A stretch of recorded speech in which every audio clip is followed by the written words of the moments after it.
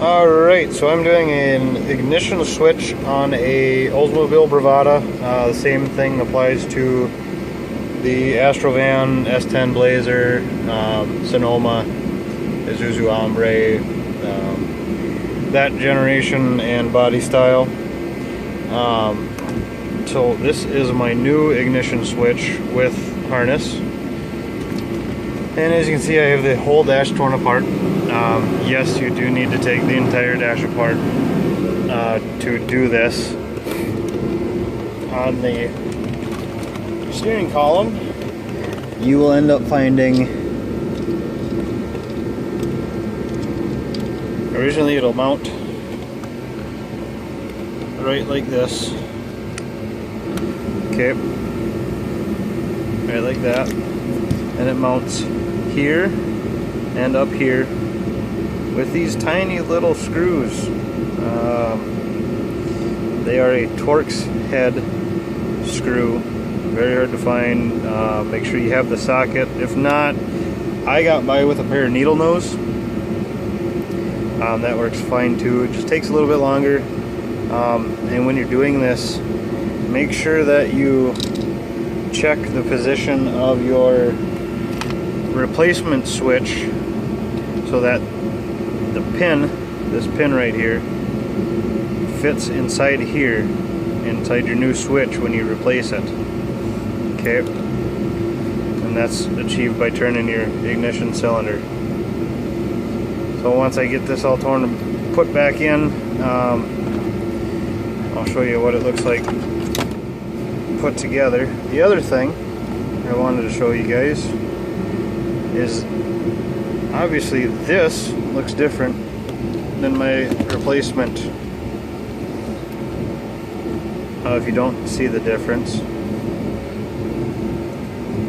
there's a lot more wires on the old one than there's the new one. Well, that's because these top and bottom, that gray block, the rectangle block on the bottom, and the black one on top, this guy right up here, that will slide out and bolt, you know, they'll clip right into this one. As you can see, there's a different number of pins in the top and bottom, so you want to put them in the correct way when you take them out. My suggestion is when you take one out, put it into the new harness and then take the next one out. Don't take them both out at the same time unless you will remember where they go. So that's ignition switch replacement on a, it goes all the way back to early 90s S10 series SUVs and pickup, small pickups, and the Isuzus and Bravadas and GMCs, and the minivan, the Astro van and Safari van, they're all the same. So the biggest two hurdles, other than taking the entire dash apart, will be tiny little screws that go in there that are a Torx head screw.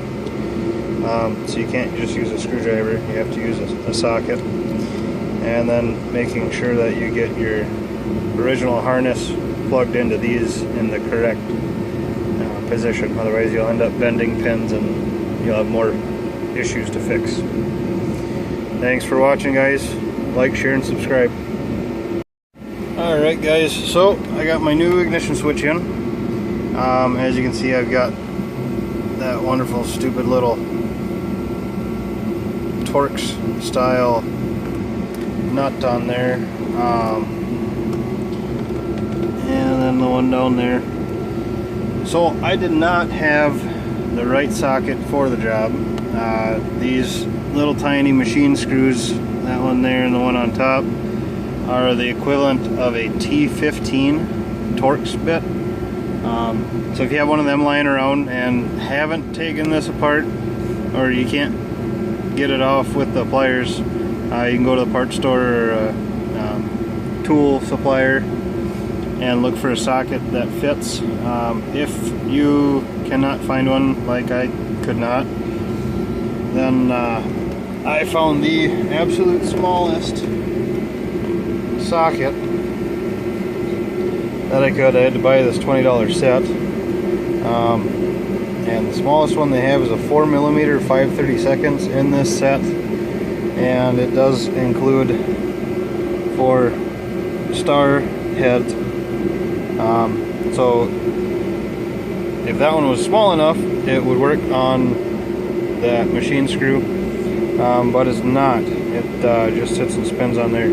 So my solution for that, just to get it in there, because I can tighten it with a needle nose, just to get it snug in there so it sits in the socket and I can actually turn it, is use electrical tape. You just put it over the top, put the machine screw in there, the head of it, and then I was able to get it down far enough to where I could turn it or get grip on it with the needle nose. And yeah, after that, after it was in there, then it tightened down. So that was the last little bit. Mine's it's all done here. The issue I was having with mine was that the dash wasn't coming on, so the switch, the actual switch inside of here, contacts weren't getting made. So now it all works. Dash lights up, truck starts, everything works like it's supposed to, and accessory still works. So that fixed my problem. So now I get to put it all back together, put the dash back together.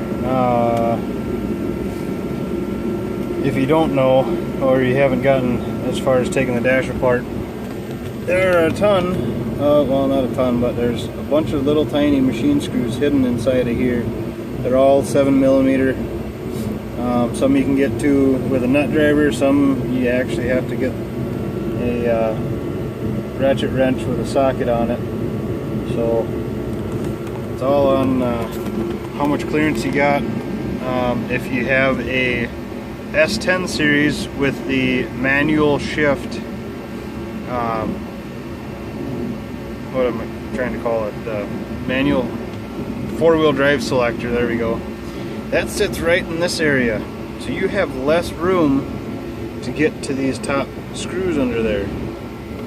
Okay. The screws that sit right up under here that bolt this panel up, and it bolts this lower dash piece up. So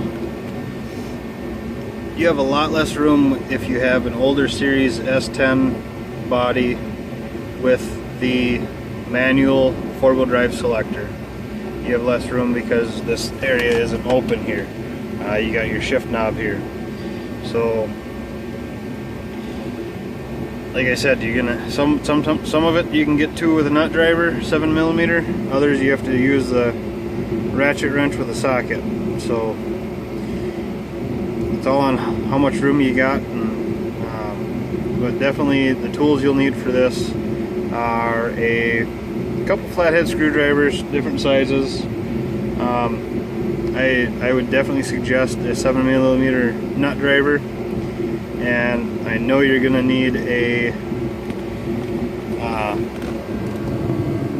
this guy, size is that Torx 27 T27 bit. Some of the screws are under there are actually Torx head screws. Some are this style 7mm regular hex nut or hex head. So those are the main tools you'll need. And then if you can find one, it's a star socket in a T or S15.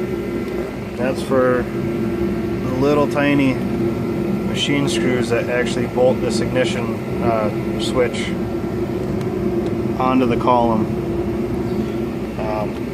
So once again, thanks guys for watching the video. Like, share, and subscribe.